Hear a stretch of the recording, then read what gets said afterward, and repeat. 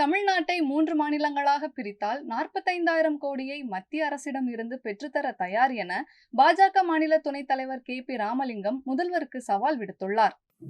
திருப்பி கேட்டேன், அமராவதி புதிய தலைநகராக உருவாக்குவதற்காக வழங்கப்பட்ட சிறப்பு நிதி உனக்கு வேணும்னா, தமிழ்நாட்டுக்கு வேணும்னா, தமிழ்நாட்டையும் 3 மாநிலமா பிரி, 3 புதிய தலைநகரை உருவாக்குவோம்.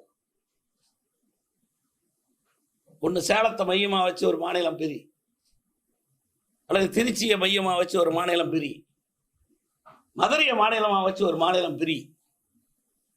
திருச்சி ஏற்கனவே முதலமைச்சரா எம்ஜிஆர் இருக்கிற போது திருச்சியை 2வது தலைநகராக உருவாக்குவதற்கு முயற்சித்தார். யாரும் அதை மறுக்க முடியாது, யாரும் மறைக்க முடியாது. அது அத்தனை தகுதியும் உள்ளது. இல்ல நீ சொல்லி நாங்க என்ன செய்யறது?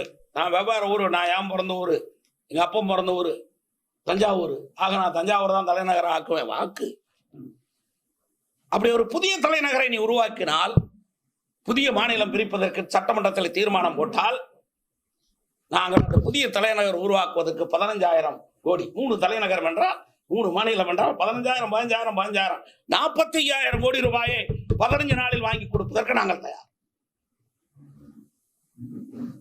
நீ தமிழ்நாட்டை 3 மாநிலமாக பிரிக்க தயாரா? ஆந்திர பிரதேசத்துக்கு கொடுத்த 15,000 கணக்கு காட்டி கேட்கறீ இல்ல, ஜனங்கிட்ட சொல்ற இல்ல. அப்ப நீ கேட்கிற போது என்ன அர்த்தம்? அதே மாதிரி எனக்கு வேணும் தானே அர்த்தம். அதே மாதிரி வேணும்னா தமிழ்நாடு பிரிக்கப்பட வேண்டும். செய்திகளை உள்ளது உள்ளபடி தெரிந்து கொள்ள ரெஃப்ளெக்ட் நியூஸை சப்ஸ்கிரைப் பண்ணுங்க.